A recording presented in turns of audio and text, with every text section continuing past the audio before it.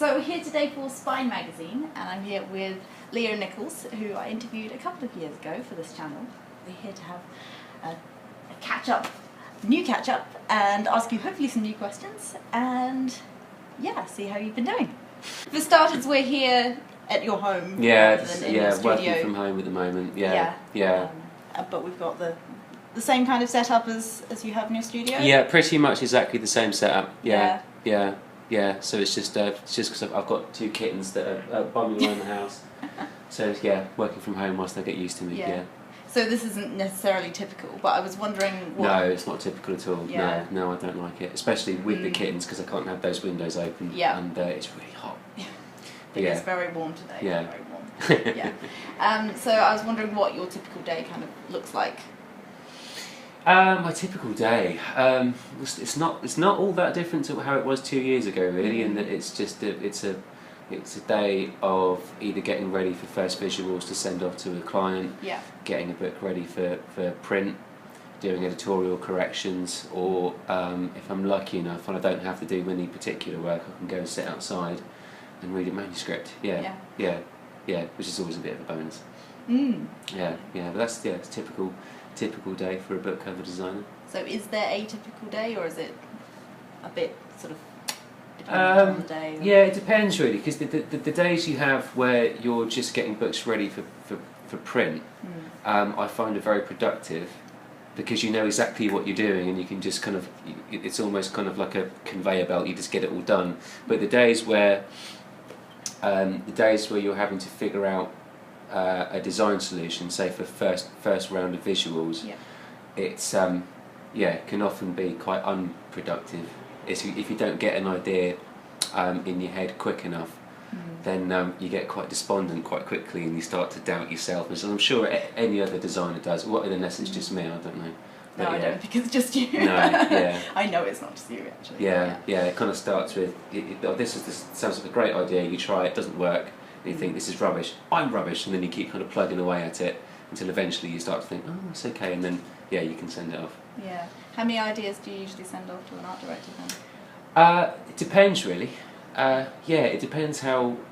I'm not sure how many of my clients would like to hear this actually, because there are some times where I'll send off a number of distinct options and permutations therein.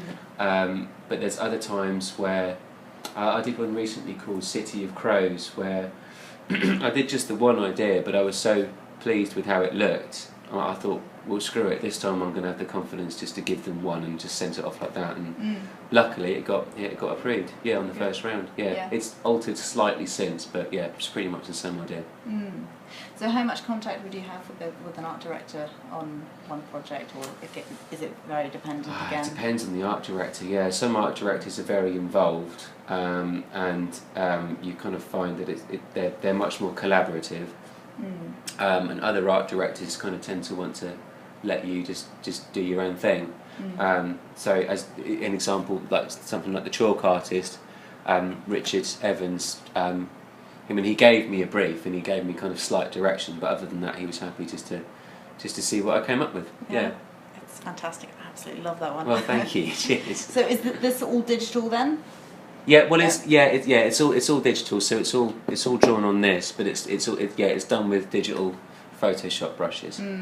Because it does look like an actual explosion of chalk.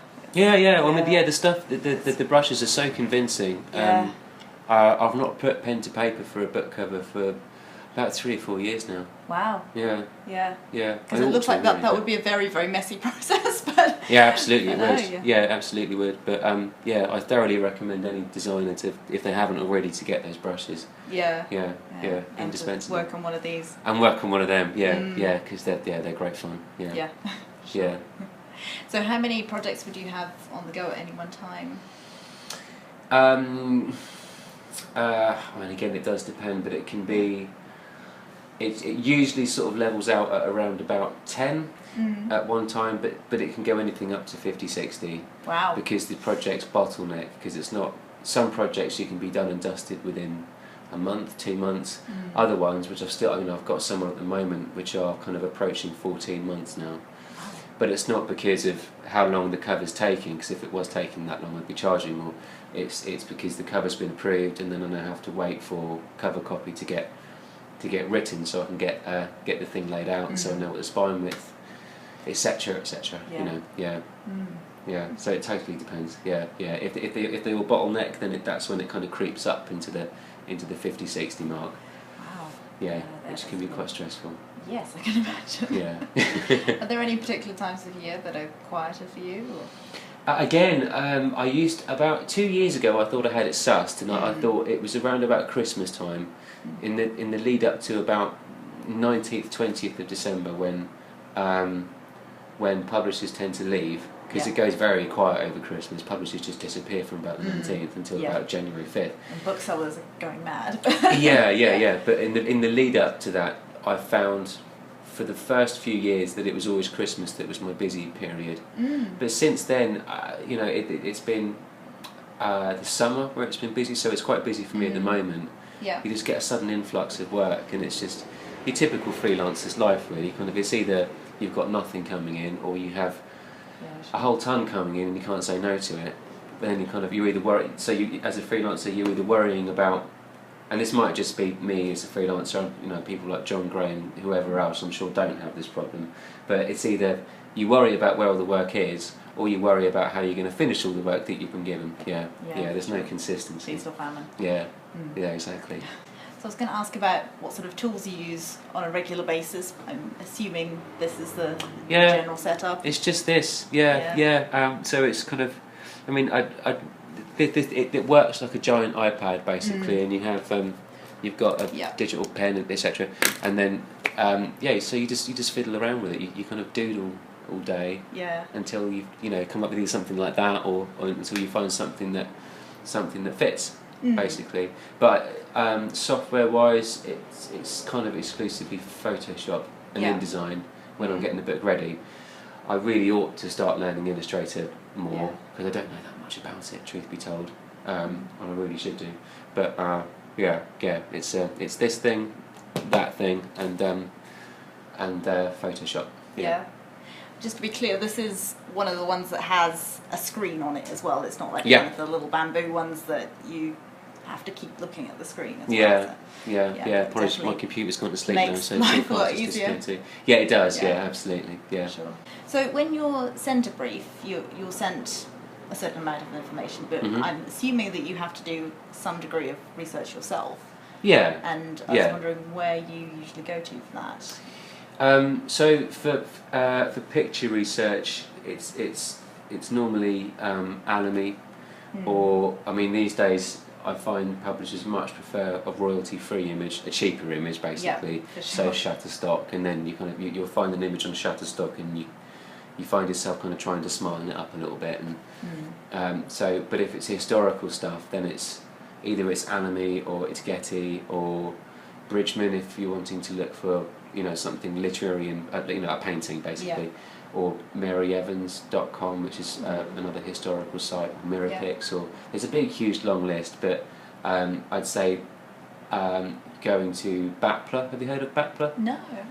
It's kind of like it's basically like an index of all these stock sites. So if you want to look for a specific type of image, it will give you a list of all these stock sites for you to go and have a look at. Oh, that sounds like a useful resource. It's very useful. Yeah, highly recommend it. Yeah. I remember last time you telling me about the Dover Pictorial Archive books. Oh yeah. Yeah, and you still use those quite a bit. Yeah, they're indispensable. They're brilliant. Yeah, right. if you're asked to do like a vintage Victorian book or something that's just that looks vintage, you've got just a stack of copyright-free images that are at your disposal. Yeah, they're great. Really good. Yeah. So you work across a number of different genres. You said you were doing some more YA stuff recently. Yeah. I tend to do more of that stuff these days. Yeah. I haven't put that much work up on my site or on Twitter, but there's a lot of US work, which is all illustrated. I think again the same as it was 2 years ago. The young adult market seems to be so big at the moment. Yeah, sure. Yeah, I've done enough now for the publishers to come back and ask for more, whether it's in my style or whether or not they've just asked a number of other designers and they're all too busy. And so we'll just ask Leo because he never says no. Yeah, because that kind of hand-lettered style is Yeah. very popular. So you'll Yeah. particularly in YA. Yeah, it has been for so long. Yeah. But that's the sort of stuff I prefer to work on. Yeah.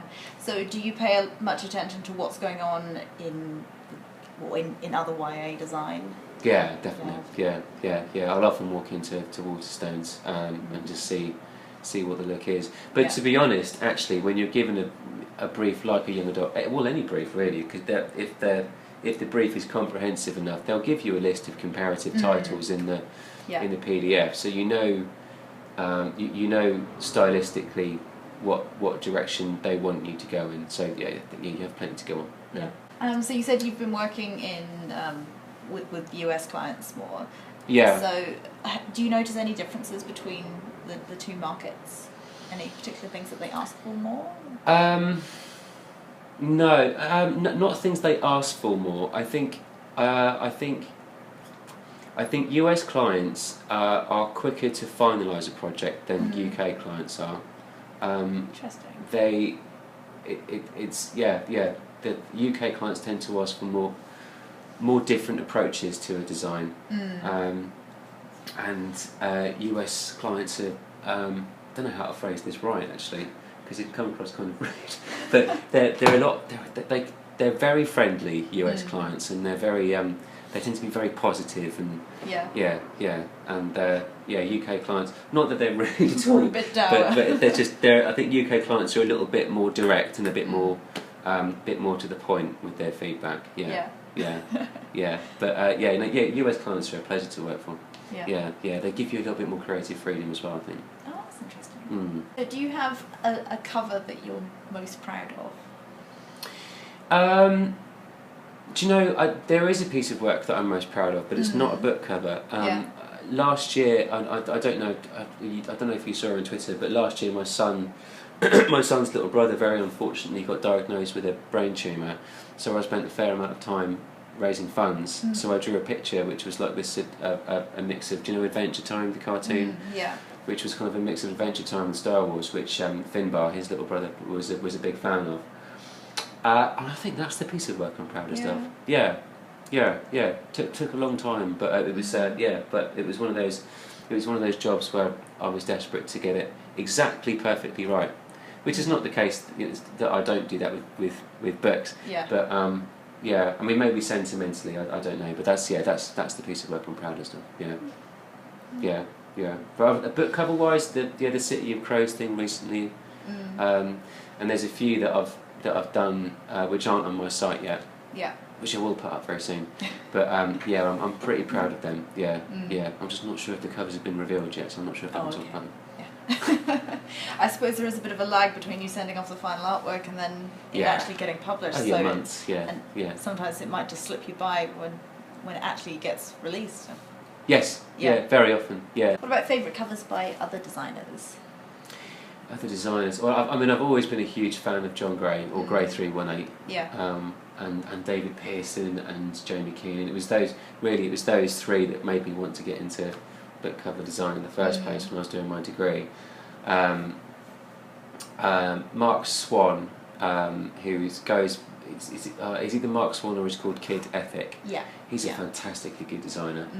And Pete Adlington, Rafi Ramaya, the guys at Cannon Gate, and and my good friend Joe Walker and Anna Morrison. They're all, they're all fantastic. I couldn't pick a favourite one, but they're all brilliant, enviably brilliant designers. Well, I'm sure many of them say the same about you. I certainly do. Well, that's very nice of you to say. Thank you.